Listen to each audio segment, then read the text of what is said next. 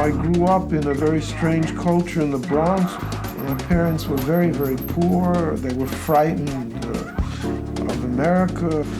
But I'm really glad I grew up in this crazy place because as strange as it made me, it also was a good education about nothingness, you know, about the ability. I mean, I love the speech between Lear and his fool.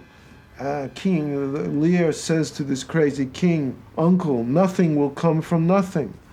And this is the culture that I came out of, nothingness.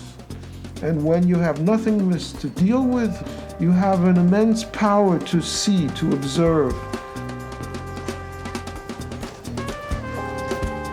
The energy of New York, I mean, its sadness, its violence, you know, and its poetry is so different from the rest of the United States. New York is the city of the streets, you know. It's also the city of crime. One day, I was talking to my brother, who's a homicide detective. Very, very tough. I mean, if you ever see him, I mean, you would want to cross the street. You wouldn't want to, you know, tangle with him. And I said, well, okay, let me look at your world. You know, let me meet the people that you work with, and maybe it will give me an idea to work into a different landscape. So I went around with him, with cops. I mean, I heard the rhythm of their voices and the deep sadness that they have. You know, I was very moved by these people, and my brother was a mafia specialist, so we went into this terrible, strange neighborhood in Brooklyn, sat down in a mafia, which is obviously a mafia restaurant. They didn't know who I was. Maybe they knew who my brother was because maybe they'd seen him before, but I was treated like a strange kind of prince, you know, because they didn't quite know what I was doing there, and if they insulted me, I might be friendly with someone who would, you know, knock a bullet in their head. So I had a wonderful time, just sitting there looking, not trying to menace people, but just trying to examine, you know, like some kind of spider, what that reality was.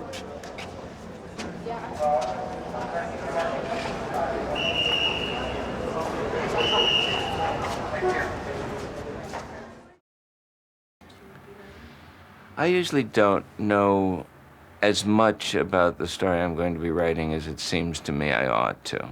I don't do outlines, for example. Now, early on I did sometimes, rather sketchy outlines, but now I don't.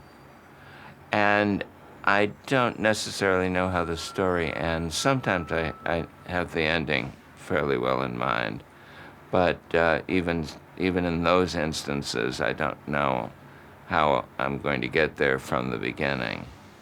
I prefer it. Well, I don't know if I prefer it that way. It's the way I do it.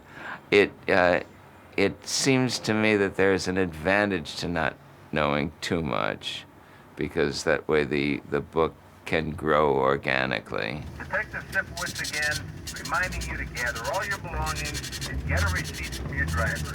Are we clear on this? I seem to find over time that the stories that engaged me most and that I did best with tended to be crime fiction. You know, New York is the safest large city in America, but you could make it even safer by buckling your seatbelt. So please do so, or I will find you. New York is certainly an important element in those books of mine which are set in New York, which is probably a substantial portion. Most of the work has been set here. Most of my time has been spent here. I love the city and have for years and continue to. But you have traveled and lived elsewhere. Some, but no place for terribly long, and no place that engaged me very much. So there is something that engages you here. Yes. What is it?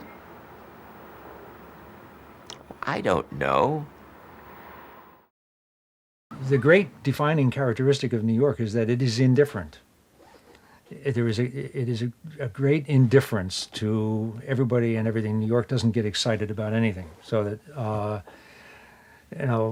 Wall Street is here, who cares? Broadway theater is here, who cares? All of television is here, who cares?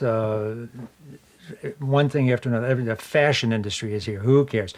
Hollywood gets so excited about the fact that they make movies, who cares? And Chicago gets so excited about the fact that it got some banks, big deal.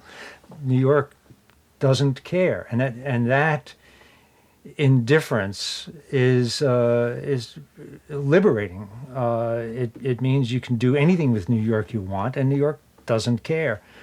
So for that article, I said that one of the questions that was being asked was, if New York City itself were a character in a mystery novel, what would that character be?